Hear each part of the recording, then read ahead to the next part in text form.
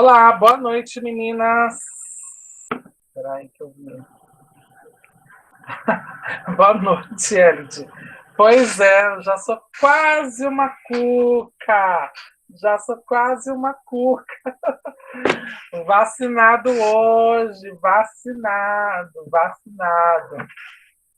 Tomei a vacina hoje. Dói que é uma bexiga, mas estou mega feliz. Eu falei que eu tomaria qualquer vacina, não importa. Até cheiraria a colombiana, fumaria a jamaicana. O importante era tomar a vacina. Então já comecei o meu processo. Boa noite, Rosineide. Boa noite, Marinilza. Espero que esteja bem, Marinilza. Daniela, Viviane. Então eu estou mega feliz, com dor, mas mega feliz.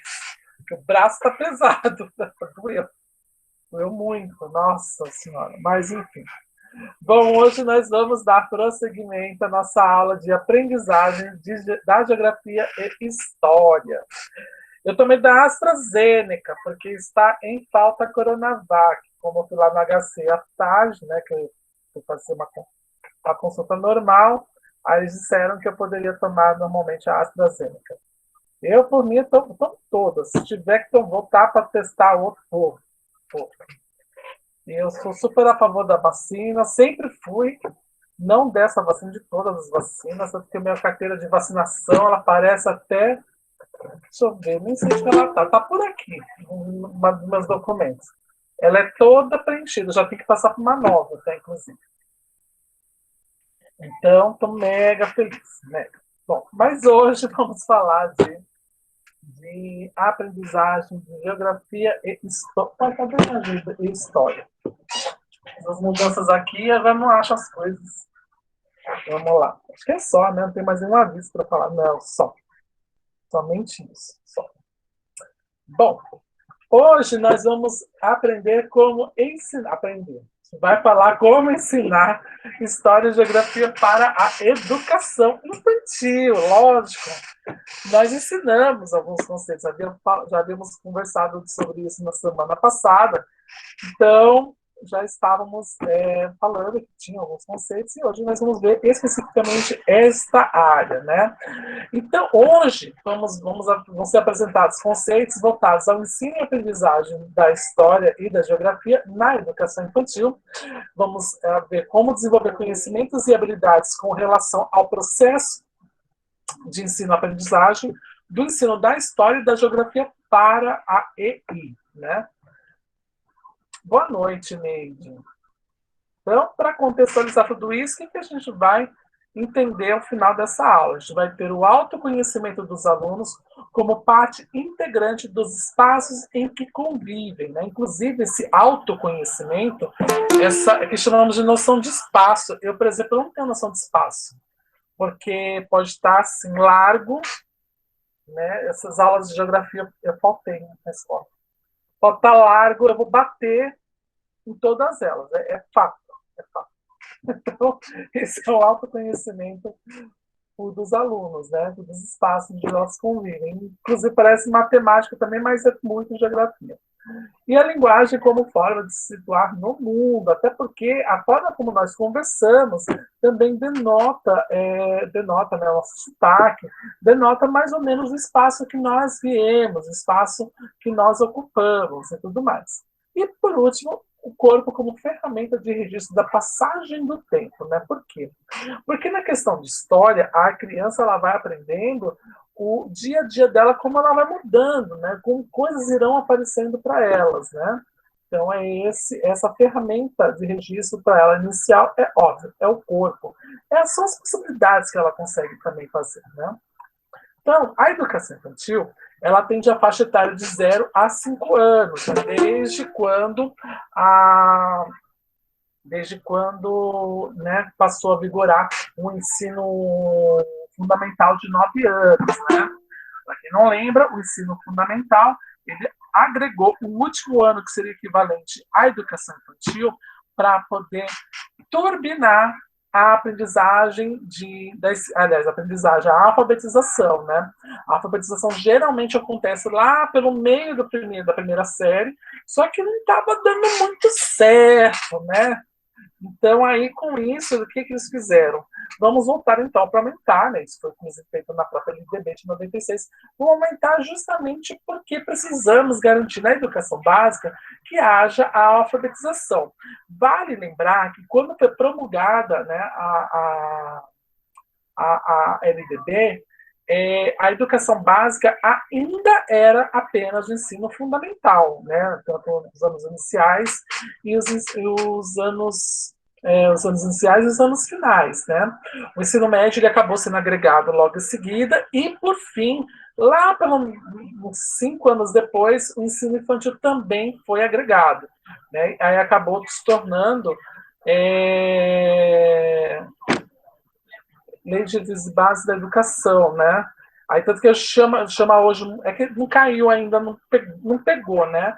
Mas a sigla correta seria falar LDBEM, né? Por quê? Porque LD, B, E, I, vai, e N vai dar EB. Nossa, já me perdi. LDB, E, B. LDBEM, Educação Nacional. Educação básica. Não, Educação Nacional. LDBEM, né? Final N. É a Lei de Diretrizes e Bases da Educação Nacional, né? Então ela passou a ser muito mais abrangente do que de fato era quando ela foi lá promulgada lá em 96, né? Felizmente, por isso que ela ela não sofreu nenhum tipo de mudança. Elas só foram incorporadas, né? Incorporado algumas outras coisas, foram feitas outras leis, né, que vão complementando, que vão agregando essa LDB, mas a base dela está lá e está normal, com algumas atualizações, né? Então, desde então, a educação básica, né, a educação infantil passou a atender de 0 a 5 anos, né? E também acaba aquela coisa do maternal, berçário, maternal, jardim, pré-1, pré-2, pré-3, sei lá, quintal, não sei mais que. Há tanto nome que eu nunca sabia o que era o quê. Nunca, nunca, né? Então, hoje já sabemos que são ciclo 1, 2, 3, 4, 5, que é muito mais fácil, né? A educação infantil, felizmente, passou a ser um direito da criança e dever do Estado. Na verdade, já era desde a promulgação do ECA, né, lá em 90, né? 1990, que era a obrigação da criança, né, da obrigação dos pais e direito da criança estar lá, né, sob pena de ser preso com acusação de privação de intelectualidade, né? Então, isso ficou mais ainda evidente a partir da LDB, né? Já era, mas ficou mais evidente, né? E a questão do dever do Estado, ela também vai linkar com a Constituição Federal, que lá diz que todos os brasileiros têm direito à educação, né? Aí não diz a idade, não diz a idade, mas todo mundo tem direito à educação. É obrigatória para as crianças de 4 e 5 anos, ou seja, antes, até os 3 anos, a criança precisa ir para a creche, precisa ir para a educação infantil? Não, não precisa. Mas os 2 últimos ciclos finais, né, os 2 últimos anos, são obrigatórios, é obrigatória a presença da criança lá, porque ele vai aprender as primeiras manejos de psicomotricidade, né, da mãozinha e tal. Então, por isso que ela se torna obrigatória. Além disso, a educação infantil é a primeira etapa da educação básica, né? É o início e fundamento do processo educacional. Antes dos 4 anos, ele vai ter alguns conceitos educacionais? Vai ter, até porque ele vai estar socializando num ambiente que não é a casa dele e tudo mais, mas justamente nisso se dá a partir dos 4 anos, né? As questões mais eficientes e mais voltadas para a educação. E também, além disso, a educação infantil é uma fase de transição, onde a criança sai do seio da família para o convívio social, né? Parece muito engraçado de falar assim, poxa, mas a criança no meio da família, ela vive no meio social, né? Eu mesmo que tinha um monte de tias, um monte de primas, ficava sendo disputado e tudo mais. Eu vivia no convívio social, mas é diferente. Ali a gente vive num convívio social onde é a mesma microsociedade, a mesma, com os mesmos interesses, com os mesmos objetivos. E quando a gente vai para a escola, a gente vai para um choque de microsociedades, né? Por que choque? Né? Porque você vai encontrar realidades muito diferentes da sua. E quando a gente fala assim diferentes, é diferentes mesmo, de estrutura, especialmente de estruturação familiar, né? Então, por isso que é chamada de fase de transição e se torna obrigatória nesses 2 últimos ciclos da EI, né? A educação infantil podemos dizer que é uma junção do educar mais o cuidar.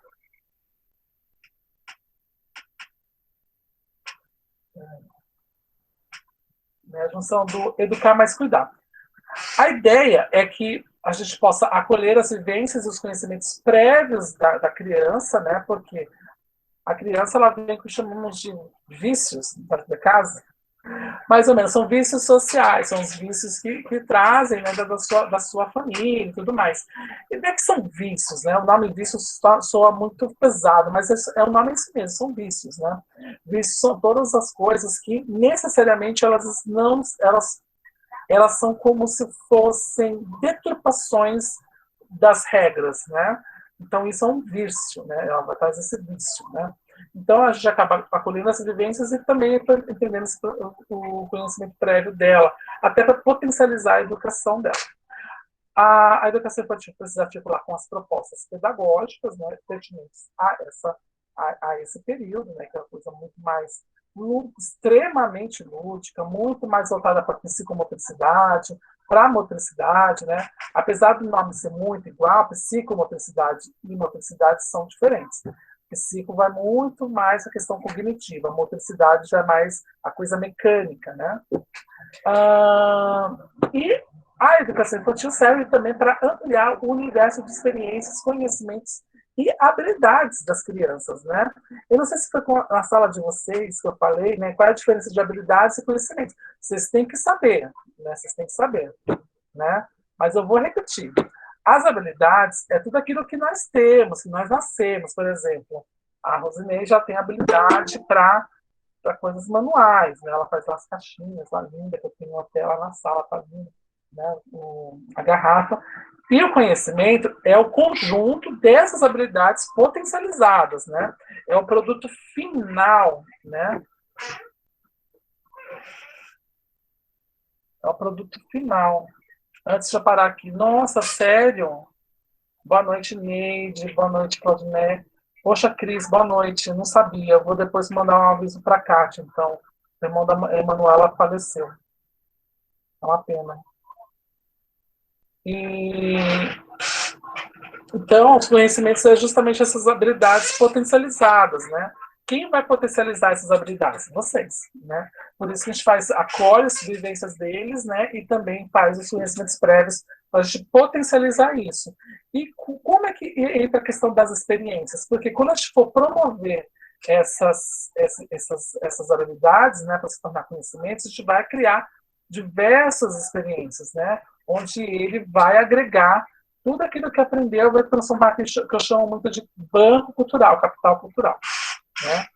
A ideia é que a criança, né, quando ela chega, é aquela criança que observa, questiona, levanta hipóteses, conclui, julga, assimila valores, constrói conhecimentos, se apropria de conhecimentos. Então é isso que ela faz, né?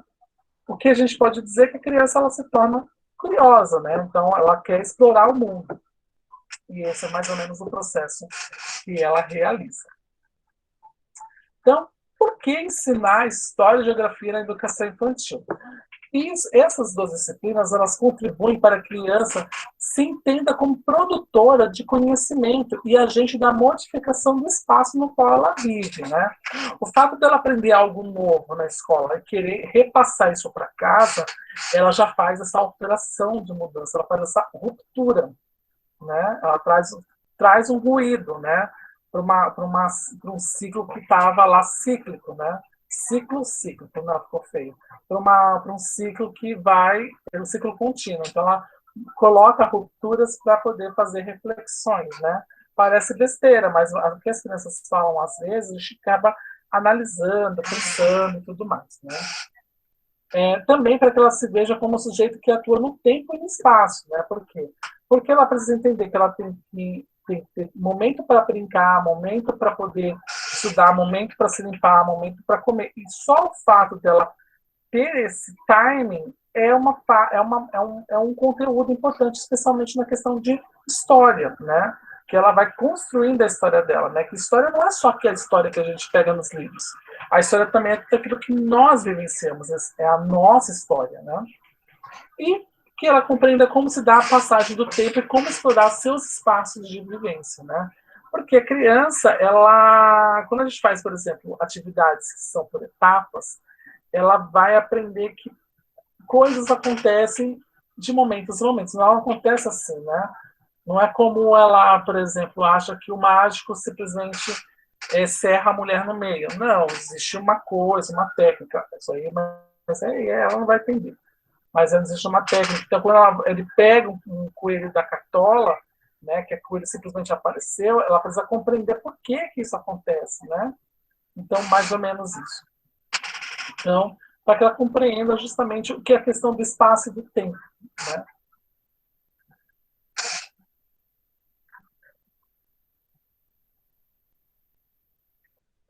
Dúvidas em relação à educação infantil?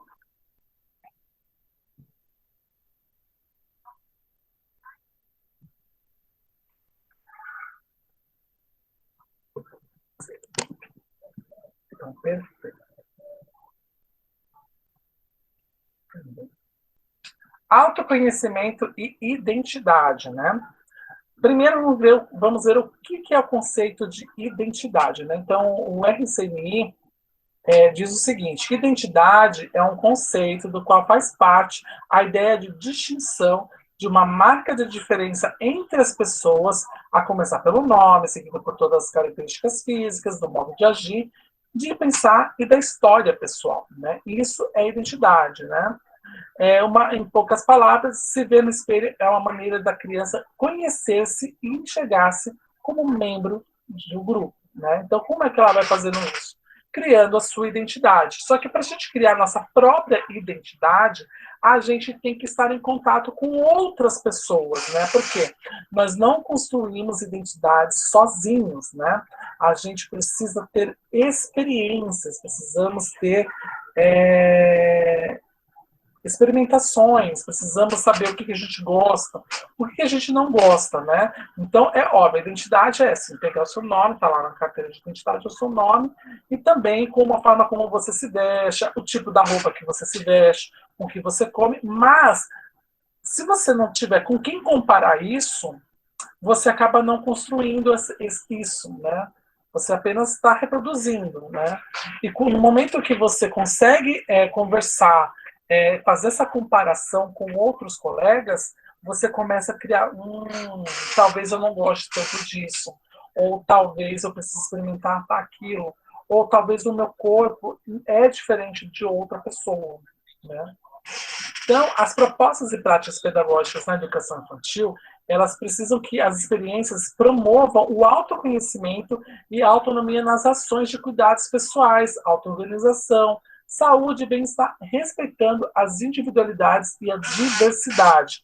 Por quê? Porque ela vai estar no meio de micro-sociedades. É muito importante lembrar isso. Ela está saindo de uma micro-sociedade na qual ela tem certeza absoluta que ela tenha todo um círculo ali a protegendo, ela é como se fosse o sol, ela, onde tudo vai protegendo ela, e ela acaba mudando, né, fazendo uma ruptura desse círculo de segurança para estar no meio de várias outras pessoas que também romperam esse mesmo círculo. Né? E aí ela vai se tornar uma pessoa que precisa conhecer não só ela, aliás, não só o outro, né, mas ela mesma. Né? É onde ela vai fazer as primeiras experimentações sociais. Então, além disso, as propostas e práticas, elas têm que contribuir para que a criança identifique seus próprios gostos e preferências, além de conhecer suas habilidades, limites, se reconheça como um indivíduo único em meio de tantos outros igualmente únicos. Né?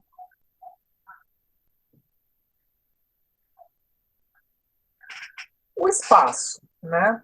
O espaço Ele é formado por um conjunto indissociável, solidário e também contraditório de sistemas de objetos e sistemas de ações, não considerados isoladamente, mas como o quadro único no qual a história se dá. Então, o espaço geográfico é todo um espaço no qual ele se conhece que ele está ali seguro, né? O espaço geográfico também é o palco das atividades humanas, porque elas sofrem as consequências das práticas econômicas, sociais, culturais, cotidianas presentes na sociedade. Então, o fato de, por exemplo, ocupar uma cadeira específica na sala, vocês sabem disso, né? Ela vai determinar mais ou menos que tipo de aluno ela quer ser, né? Eu, por exemplo, eu deveria ser aluno do fundão, né? Tipo, junto com a... Eu tenho certeza que na elite não era. A Laura era uma aluna de fundão, tenho certeza, pode até dizer. Mas eu.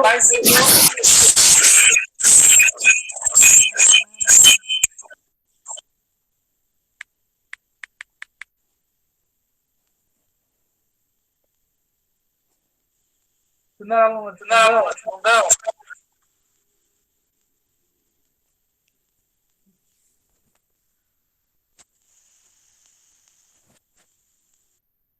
Acho que ela não escutou, mas ela bem. Mas ela desativei seu microfone.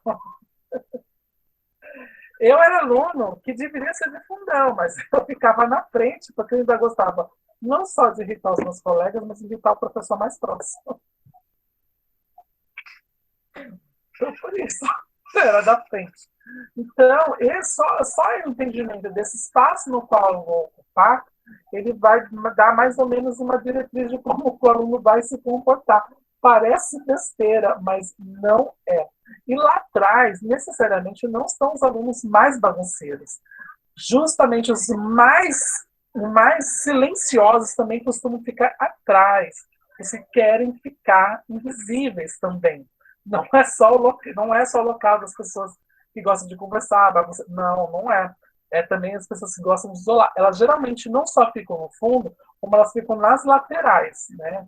Só que é besteira, né? Porque ali que a gente vê mesmo, né? Para ficar isolado mesmo, para você visualizar, vocês vão aprender isso. Fica no meio, é muita gente junta, né? Mas isso vai mostrar algumas características dessas crianças, como como posso explicar para vocês? Como ela é socialmente, como ela se vê, inclusive, socialmente, né? Além disso, como é um espaço geográfico, ela quer compartilhar esse espaço, né? Ou ficar com seu quadrado colado com outras pessoas que têm as mesmas afinidades, né? E ela vai se distanciando daquelas nas quais ela não gosta, né? Então, o espaço geográfico, nesse caso, é a mesma coisa que espaço social, né? Porque não há como pensar o espaço geográfico, que não é um espaço físico, sem considerar as ações das pessoas que ali vivem e convivem, né? Então, por exemplo, se eu for brincar com fulano que está do outro lado, ou me querer relacionar mais, não tem muito sentido eu ficar longe. Então, eu preciso compartilhar esse espaço. Então, isso de você compartilhar, ele começa a ter pequenas noções, olha que besteira, mas pequenas noções de geografia. Porque a gente já sabe, aqui, é igual o mapa, né, território, né?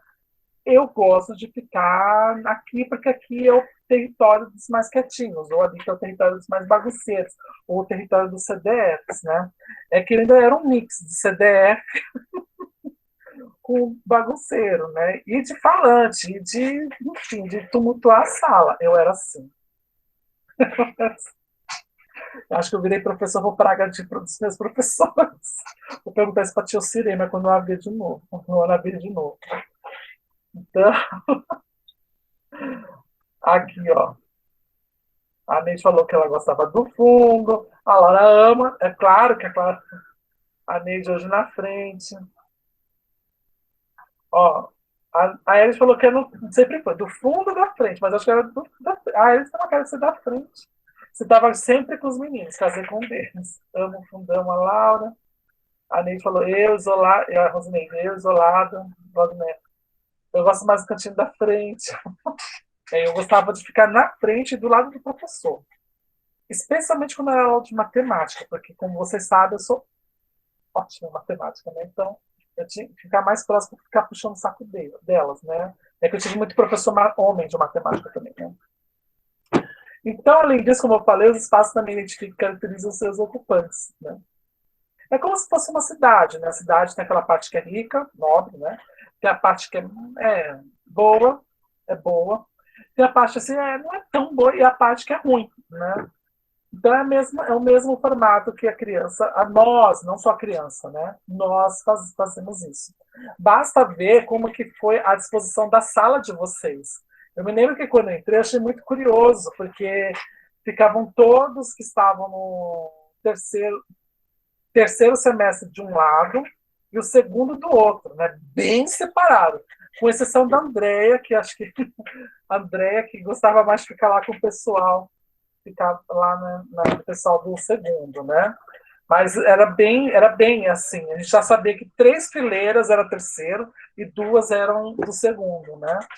Então, o fato de você ter isso já mostra essa necessidade de espaço geográfico. E essa noção é a primeira noção de geografia que a criança passa a ter, lá na educação infantil, né? Então, o espaço geográfico na educação infantil, ela possibilita a criança apropriar-se dos espaços dos quais faz parte, oferecendo subsídios para que reconheça tal espaço como constituinte de sua história de vida e também reconheça a si próprio como agente transformador desse espaço, tanto nas alterações físicas quanto no resultado das interações ocorridas ali.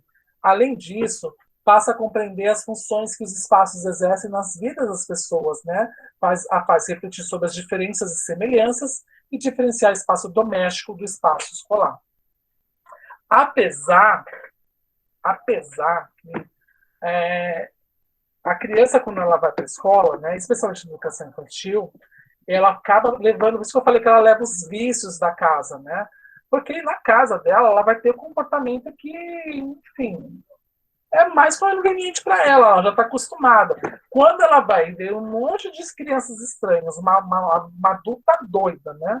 Um adulto doido, se foi eu, né? Um adulto doido. Disse assim, gente, quero ir para casa. Ou vou me comportar como em casa, né? E aí ela passa a entender que não, que algumas ações delas não pode ser igual que ela faz em casa. Ela precisa ter uma ação social mais polida, vamos assim dizer, né? Ela vai estar ainda mais lúdico, mas vai ser uma coisa mais polida, um pouco mais de educação. Dúvidas em relação ao autoconhecimento de identidade e ao espaço?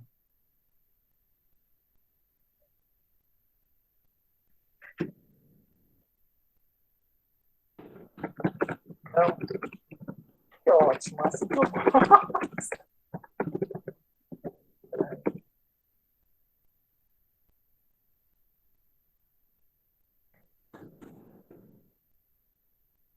Deixa eu ver. Pronto. Quero só ver uma coisinha aqui.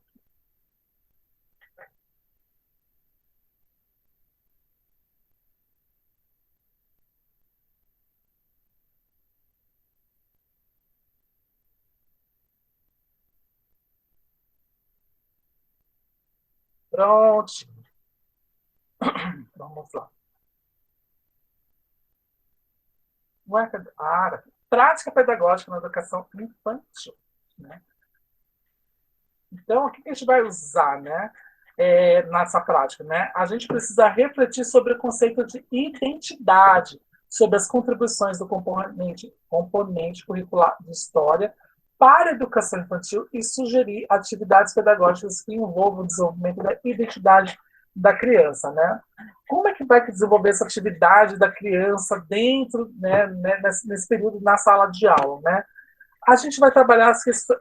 Eu vou dizer uma sugestão, mas eu vou dizer para vocês, é um tanto perigosa. Vocês vão ter que fazer, por exemplo, realizar esse tipo de atividade, por exemplo, com o máximo cuidado possível, porque pode sair um pouquinho do controle do que deveria ser, que é elas construírem a própria visão delas, né? E essa construção delas, como elas se veem, elas vão também trocar com os colegas para eles por exemplo, dar uma sugestão de como eu ajo com o meu colega, né? Por exemplo, eu olho para a Laura, por exemplo, petista. A Elide agora já tem certeza que eu sou petista. E olha que eu não sou petista, mas a hora vai olhar para mim. Não, comunista. Comunista.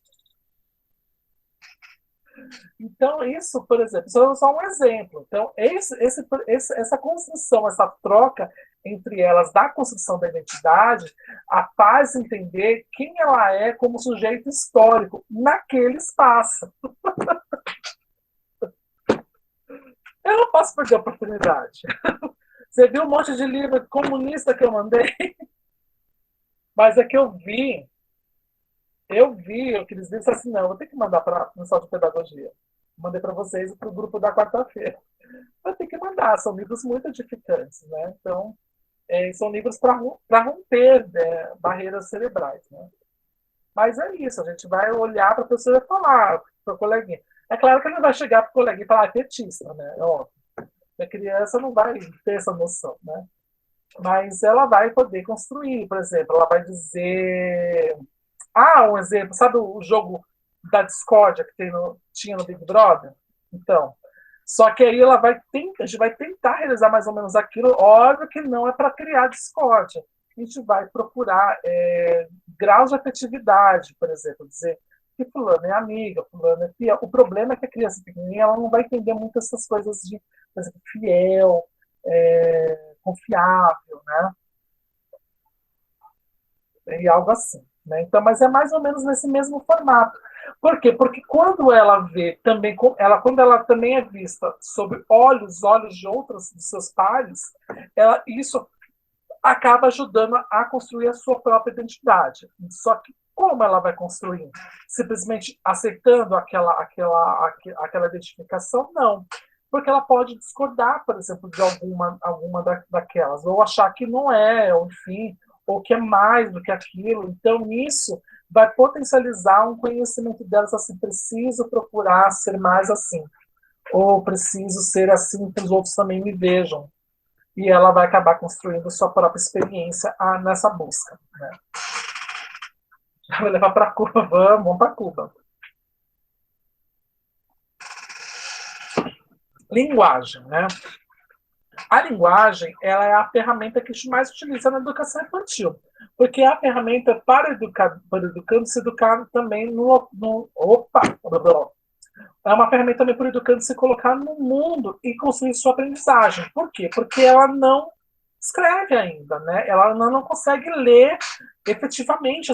Aliás, ela pode até ler, ela não decodifica aquela informação. Então, o que ela vai utilizar? A linguagem, especialmente a questão da oralidade, né?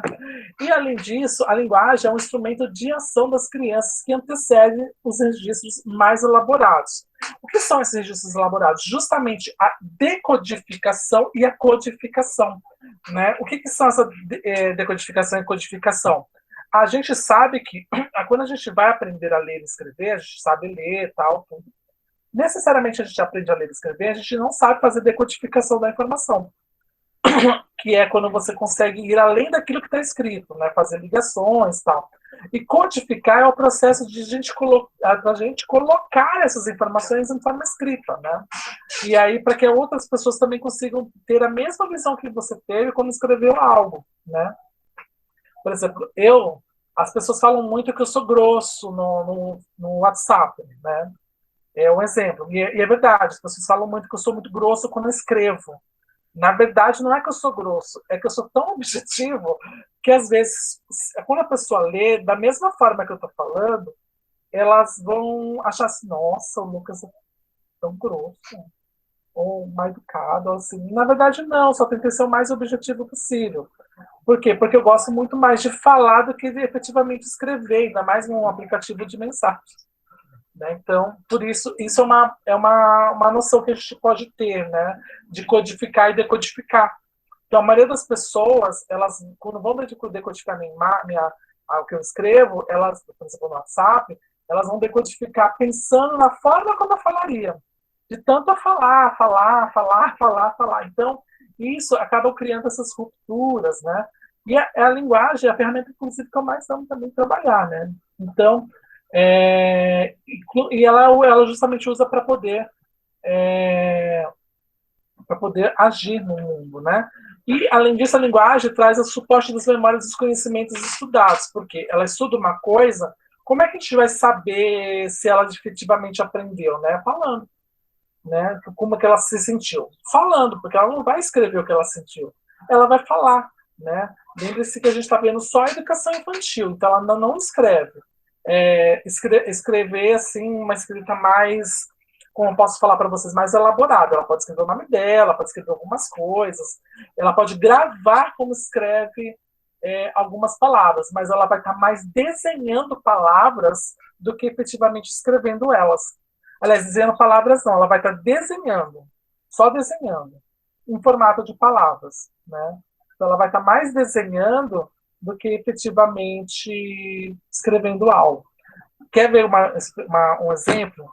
Quando a criança aprende a escrever o nome dela, ela não aprende a escrever, que, por exemplo, meu nome, Lucas.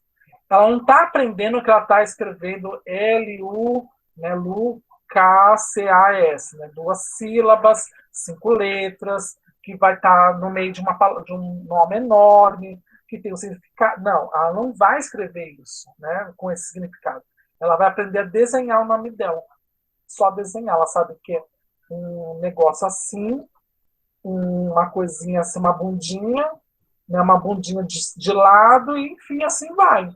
E por final, o A é uma bundinha para cima, cortada no meio, e um S. Então é isso. Então, ela não vai dizer que ela escreveu ali, ela sabe que ali é o nome dela, porque ela já decorou o desenho daquilo, né?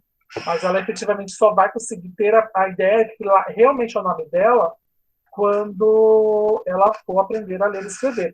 Quer ver um exemplo? Geralmente, quando a criança aprende a escrever o nome dela, ela aprende a escrever como? Vamos ver se vocês lembram. Como é que ela escreve? Tem um formato. Qual o formato que ela escreve?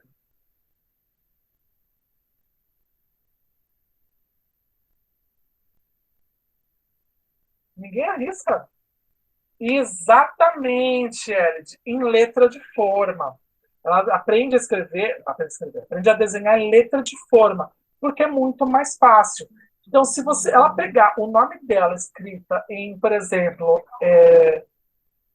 impresso em letra minúscula, ela não vai saber qual é o nome dela.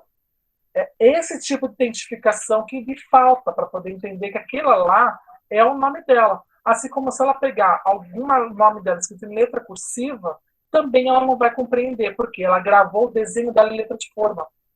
Então, esse é o momento de suporte que falta para ela na educação infantil. E a linguagem vai suprir isso. Por quê? Porque a linguagem vai trabalhar o som e a voz. Então, e aí que vai dar esse embasamento de que ela vai poder explicar o que ela aprendeu ou expressar melhor, né? E aí entra a parte de vocês registrar, registrar, registrar. A psicologia histórico-cultural, a gente precisa entender o conceito de aprendizagem imediata, né? E essa aprendizagem imediata, ela vem lá do Vygotsky, né? Por quê? A aprendizagem imediata é a aquisição de conhecimentos realizada por meio de um elo intermediário entre o ser humano e o ambiente, né? Então, quando ela vai aprender na escola, ela vai ter uma absorção completamente diferente do que ela aprende em casa. Por quê? Porque na escola ela vai aprender meio que, como posso explicar, meio que como se fosse uma obrigação, né? Já em casa, ela vai aprender, ela pode até aprender com obrigação, mas ela vai ter muito mais em conta a questão da afetividade. Então, é aí que mostra a forma da aprendizagem mediada. É por isso que a gente tem que trabalhar a questão da afetividade das crianças para dar aula. Porque quando ela entra a afetividade, quando ela gosta, quando você está ensinando, a aprendizagem fica muito mais latente, ela fica muito mais explícita para ela e de forma a aquisição dela para ela fica muito mais gravada, fica muito mais absorvida, né? Então, o processo de mediação, a gente faz, por exemplo, como? Em casa, a gente tem a questão da afetividade, por exemplo, ela tem um cachorro, né? Como é que a gente vai chegar na criança para ensinar a falar a palavra cachorro, e quando ela é pequena? Primeiro que a palavra cachorro, ela tem 3 sílabas, né? Ela tem até um dígrafo, né? Que são os 2 R's, né? E, e tem um som um pouco mais alto, né? Cachorro, né? Rorro, né? Então, ela vai aprender como? Por associação. Primeira vez que ela for ver o cachorro, você pode falar, mas ela pode falar cão. Esquece o cão. Vamos pensar no cachorro. Quando ela vai ver o cachorro, ela vai primeiro fazer uma associação. Do quê? Do som. O que o cachorro faz? Au, au. Né? Au, au. Então, por isso que ela vai aprender primeiro como sendo au, au. De tanto ela ouvir os adultos falar cãozinho, cão, cachorro, ela vai gravar que aquele nome ali é cachorro. Então, aí começa a questão do processo de mediação, onde os instrumentos, eles são signos em que a gente vai levar tanto para o aluno quanto para o objeto a ser aprendido, né? Então, depois de ela ver que aquilo lá, por exemplo, isso aqui é um lápis, primeiro ela vai lápis, né? Lápis. Ela não vai gravar de primeiro que isso aqui é um lápis. Depois de um tempo, ela vai associar a palavra lápis, o som, a fonética, lápis, refere-se a esse objeto. Da mesma forma que vem essa diferença do próprio nome dela. Né? Como eu falei, ela vai aprender a desenhar como o nome dela, ela vai aprender a desenhar em letra de forma. Então, ela vai ter uma noção que aquele desenho tem o som do nome dela. Né? Mas, por exemplo, no meu nome, ela não vai saber qual é a função do L, do U, do C, do A e do S. Até porque pode ser que, em alguns casos, ela até coma uma das letras, ela pode ter aquela visão refratária de deixar a letra, né, ao contrário, entre outras formas que podem acontecer.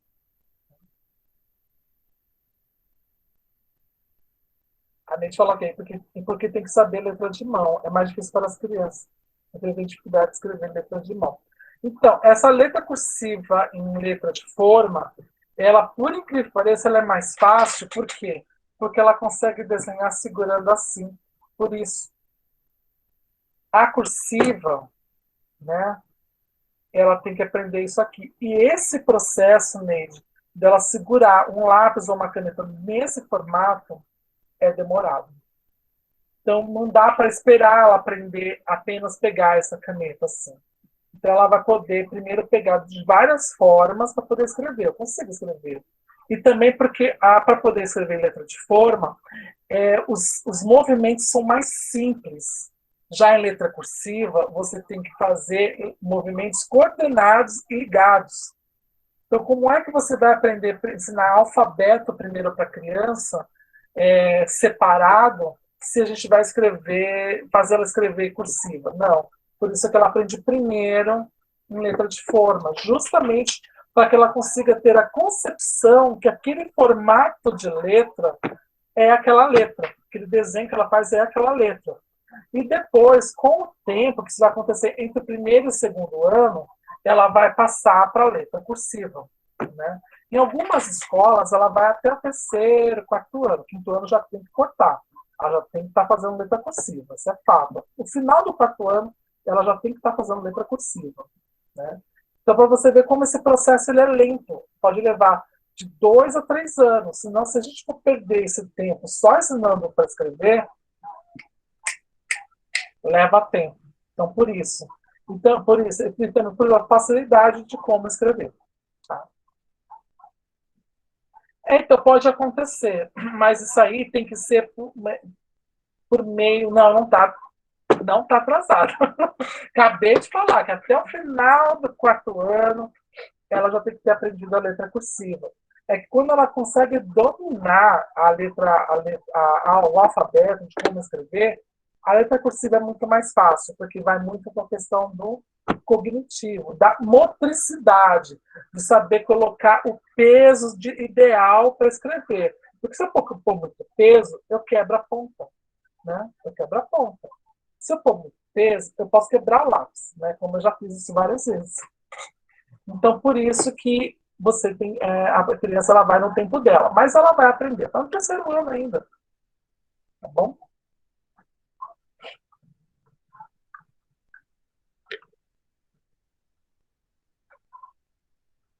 Eita bexiga. Cadê?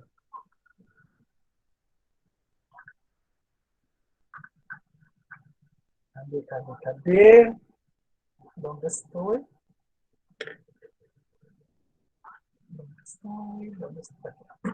A linguagem como registro de localização espacial e temporal, né? Espacial, espaço, temporal, tempo, né? Então, a gente vai primeiro trabalhar com as crianças atividades concretas e de rotina, né? Porque essas atividades concretas, o que é concreto? É tudo aquilo que ela consegue ver e tocar, né? É abstrata aquilo que, por exemplo, o vento. O que é o vento? O vento a gente vê, a gente sente, mas a gente não vê. Então, o fato da gente só sentir e não ver, ela quase se torna concreta. Ela é abstrata, porque a gente não consegue ver o vento, né? O sentimento, né? A gente não consegue ver o sentimento. A gente não sabe se a pessoa está feliz, está triste. A gente consegue ver as feições, que pode dar um indício, mas necessariamente não quer dizer aquele mesmo sentimento. Então, a gente vai primeiro trabalhar, óbvio, atividades concretas de rotina. Até porque a criança consegue gravar mais, primeiro ela consegue gravar muito mais ações concretas do que efetivamente as abstratas, porque ela conta com os dedos, né? E elas auxiliam a criança a se estruturar para se situar no tempo e no espaço. É por isso que as crianças geralmente brincam falando, né? Elas precisam externar para poder organizar na mente as coisas, né? Eu ainda não cresci, eu preciso falar para me organizar. A rotina, elas dão noções de continuidade, periodicidade, duração e processo. Ela ajuda até para que ela possa compreender que algumas ações nossas precisam ser repetidas ou diariamente ou esporadicamente. E o mapa de tesouro, né, por exemplo, né, na linguagem. Ela vai trabalhar com conceitos de tempo e espaço e desenvolve a autonomia da criança, ou seja, quando ela atinge esse tesouro, né, que é o mapa, né, ela precisa seguir, né, mapa de tesouro é aquele que segue, né, e cada ponto vai tendo algo para ela ganhar, né, até que ela chega num prêmio especial, como num jogo de tabuleiro, né, e isso ela vai começar a compreender que ela pode conseguir fazer aquilo sem ser premiada, né, é igual, nossa, vou falar uma coisa horrível, mas é igual treinar aquele cachorro. É horrível, mas é mais ou menos isso, né? Com o tempo ela vai fazer aquilo já meio que automaticamente sabendo que precisa fazer aquilo, né? Dúvidas em linguagens e práticas pedagógicas?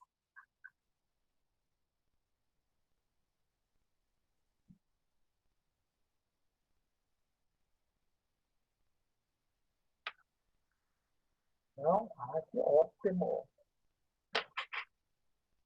O corpo como registro do tempo e do espaço.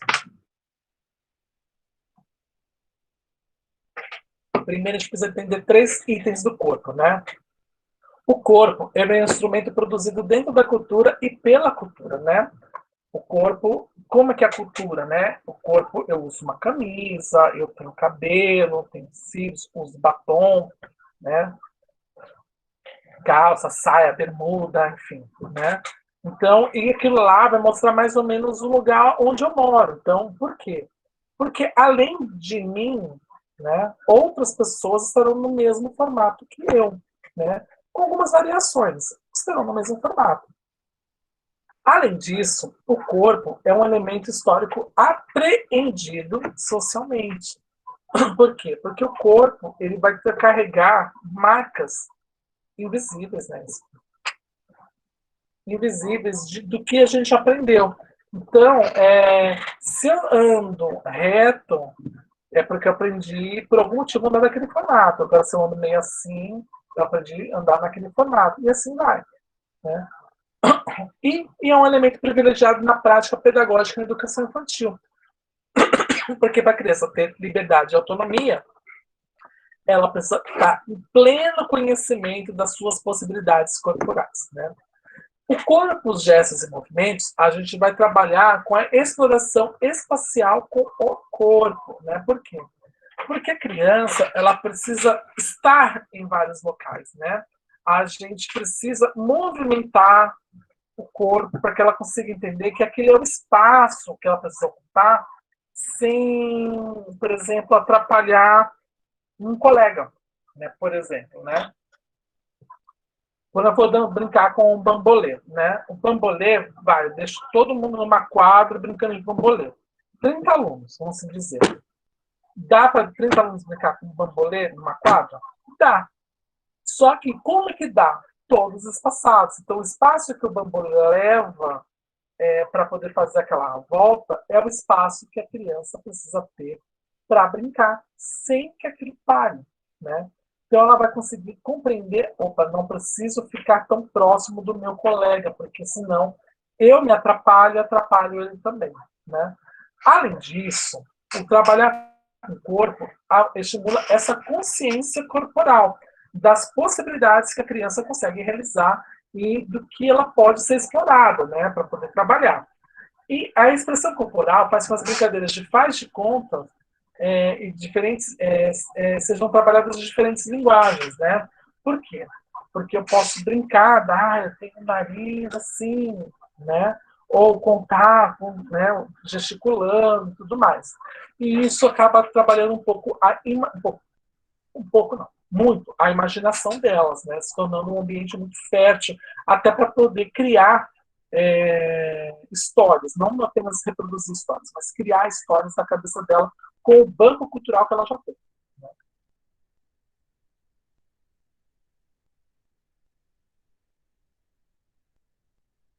Agora, vamos ver. Aí.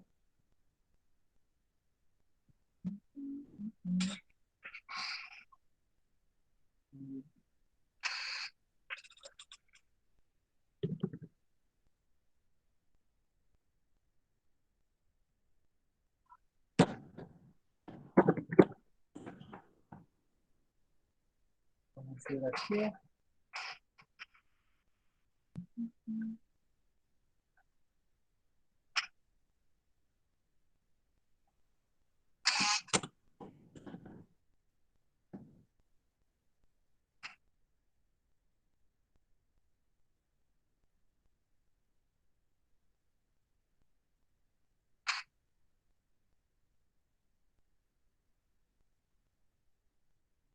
Espera só um instantinho que eu vou passar um vídeo para vocês. Espero que dê certo. Desta vez. Espero que dê certo dessa vez. Vamos ver aqui.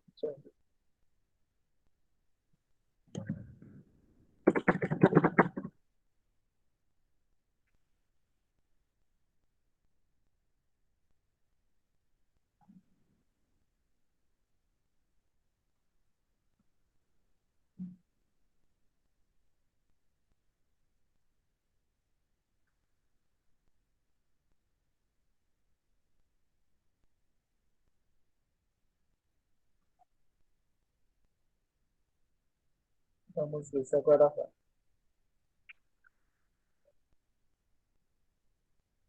Vamos ver, vamos ver. Vamos ver. Compartilhar.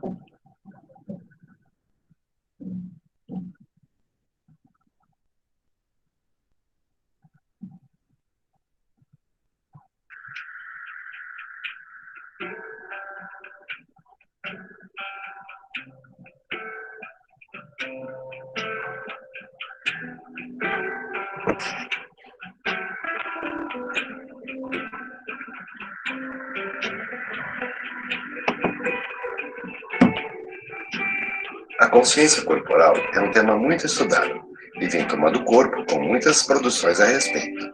Mas o que é consciência corporal? Comecemos pelos nomes: consciência e corpo.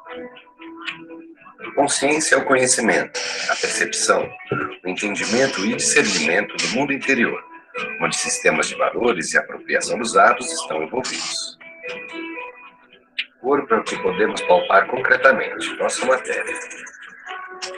Consciência corporal se referiria apenas as aquisições de coordenação motora, lateralidade, percepção de segmentos corporais, percepção espacial e temporal. Porém, estudiosos mencionam aspectos do desenvolvimento psicoafetivo relacionados com o desenvolvimento do corpo. Para melhor entendimento da consciência corporal, eu vou falar sobre esquema corporal e imagem corporal. Esquema corporal é a consciência do corpo anatômico, que é palpável, concreto. No sistema nervoso central, temos áreas específicas responsáveis pela sensibilidade e funcionamento do corpo.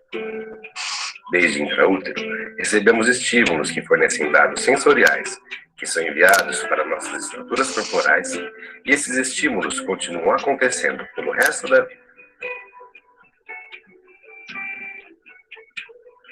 No dia a dia, não temos consciência dos detalhes de nossas percepções corporais.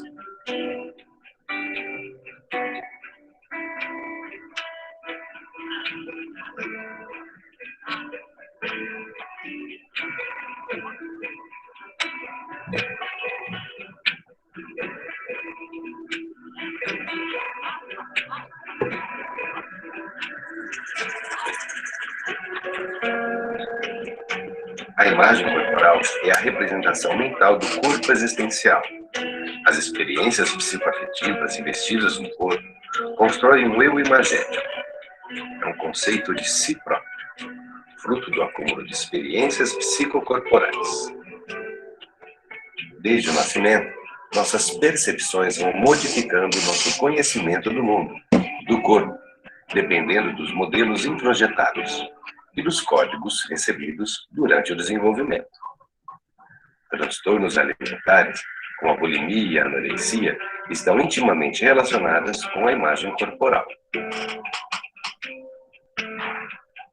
O esquema corporal é a base para a construção da imagem corporal. Consciência corporal, portanto, é o conhecimento de si, das percepções corporais e seus conteúdos imagéticos, ambos adquiridos durante o desenvolvimento e que podem ser modificados com novas experiências. Existem muitos caminhos que despertam as percepções, sensações corporais e seus conteúdos, assim como sua livre expressão.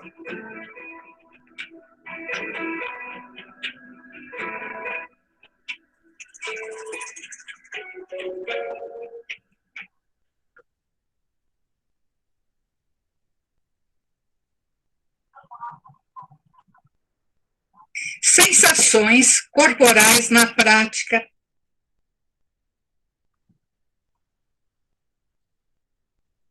Isso é para vocês compreenderem como é que é o formato da expressão corporal e tudo mais, da consciência corporal, né? E como que a criança ela vai criar tudo isso, mas não imediatamente, né? A gente vai trabalhar isso para que ela vá aprendendo ao longo de sua vida, né? De modo autônomo, claro, o que é o seu corpo e quais são as suas possibilidades. E acreditem, justamente esse tipo de ensinamento lá na educação infantil tem tudo a ver com geografia e história, né? Então, parece besteira, mas faz parte. Vamos lá. Espaço, tempo, quantidade, relações e transformações, né?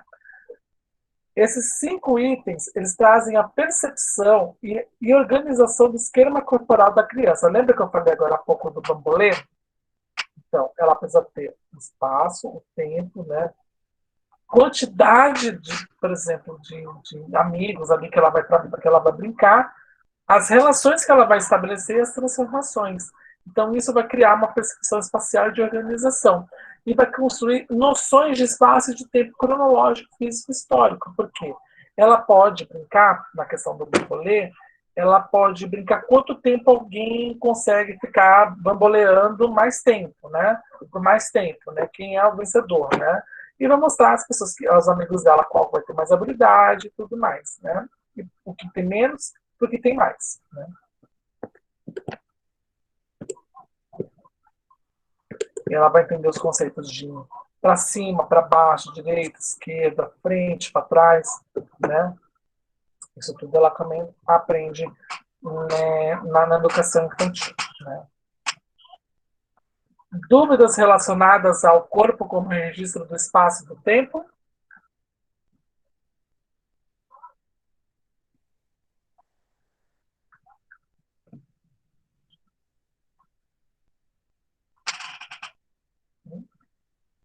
Então, ótimo.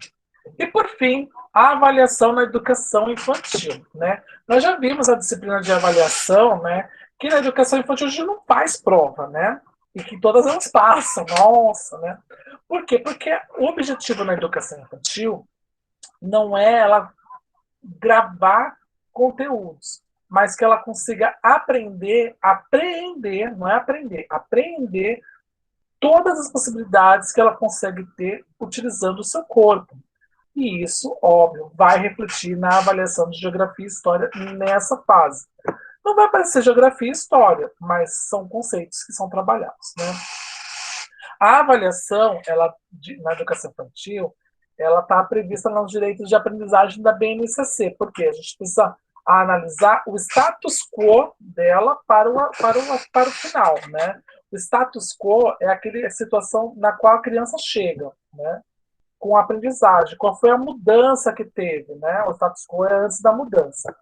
A avaliação nesse período, como todo mundo sabe, ela é processual, ou seja, por meio de processos, e ela se dá por meio de observações. Lembra que eu falei que vocês têm que anotar? É isso aí. Vai, óbvio, avaliar a linguagem, porque ela vai só poder expressar o quanto ela aprendeu, o que ela aprendeu além da observação, daquilo que ela for falar, né? São trabalhadas aí, além da afetividade, são trabalhadas habilidades afetivas e de interação. Também, não só com aluno e professor, mas também com os demais colegas, demais atores ali dentro da escola, né? Além disso, a avaliação ela tem que permitir que a criança use sistematicamente os seus conhecimentos ali adquiridos, né? E de forma individualizada, né? Óbvio, sempre individualizada. Por quê? Porque a própria avaliação dela, por ser processual e de observação, precisa também ser individualizada, né? Então, você vai avaliar o quanto ela consegue, por exemplo, estabelecer relações, não só com os colegas, mas também estabelecer relações com o espaço e com o tempo, com ela mesma e na própria construção de identidade. A gente precisa até lembrar que na construção de identidade, ninguém constrói a nossa identidade, somos nós mesmos, né? Ninguém constrói a minha identidade é construída por mim. Assim como a identidade de cada uma de vocês também é construída por si só. Ok? Dúvidas em relação à avaliação?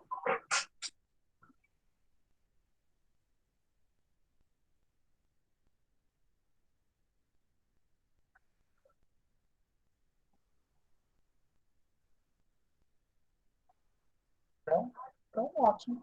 Então, gente, por hora é só. Deixa eu pegar aqui, eu enfio as coisas, né? Vamos ver. Vamos ver na semana que vem. Só para poder deixar registrado, né? Semana que vem nós temos a prova de proficiência, né? Além disso,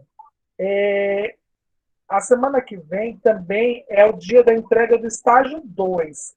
Quem ainda não recebeu a sua devolutiva, acho que até quarta-feira tem que ser dada a devolutiva do estágio.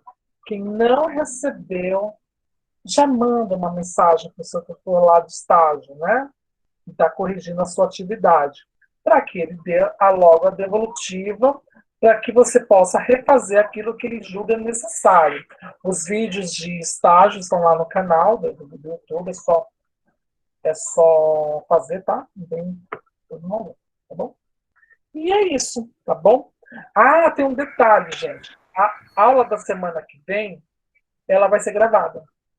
Porque eu tenho uma consulta na semana que vem e ela é bem tarde a consulta, lá na HC. Ela está marcada para 17h30. Eu acho que eu não chego aqui antes das 9 horas da noite em casa. Então ela vai estar gravada. tá bom?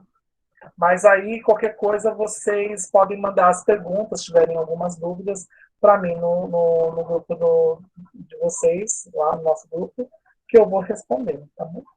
Lucas, Oi, Daniela, pode falar. tudo bem?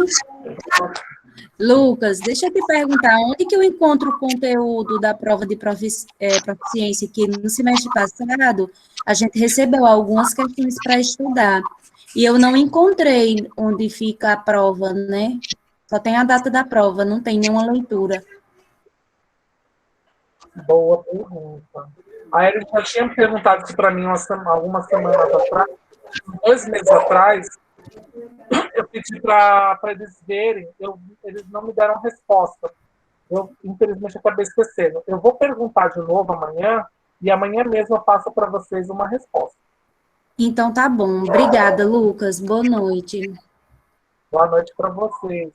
Tá bom? Então, gente, é isso. Uma boa semana para vocês, né? Espero que todo mundo tome vacina logo, assim como eu tomei. Feliz da vida que tomei a vacina, né? Apesar da semana intensa que nós tivemos na semana passada, né? Com, acho que o Paulo Gustavo assinou o mate da Covid. Apesar que eu acho horrível, porque tem pessoas que perderam, né, as pessoas perderam gente mais próxima. Ele não é um mártir das pessoas que perderam, né? Infelizmente, para essa infecção, né? Então, que ele só é um famoso, mas eu acho que toda pessoa próxima da gente é um mártir que não deveria ter ido, né? Também teve aquela coisa horrível da escola lá em Saudades. Achei até engraçado, não. Achei irônico o nome da escola, o nome da cidade, Saudades, né? Enfim. Né? Ele deixou os números, mas eu confesso, Ed, por exemplo, espero que a Laura não se sinta ofendida de eu citar, mas eu ainda mantenho, por exemplo, o marido da Laura como o rosto desses números, né? Que é uma pessoa próxima da gente. Ele é óbvio, ele é um rosto, no Brasil, né? Mas todas as pessoas que foram, elas têm esse rosto, infelizmente esse rosto, né? E eu não sei qual, eu vou depois mandar uma mensagem para a Manuela, né? E é isso. Gente, uma boa semana para vocês e com certeza até semana que vem. E Deus vai querer, tá bom? Beijo. Ah, eu tinha algo para falar para vocês.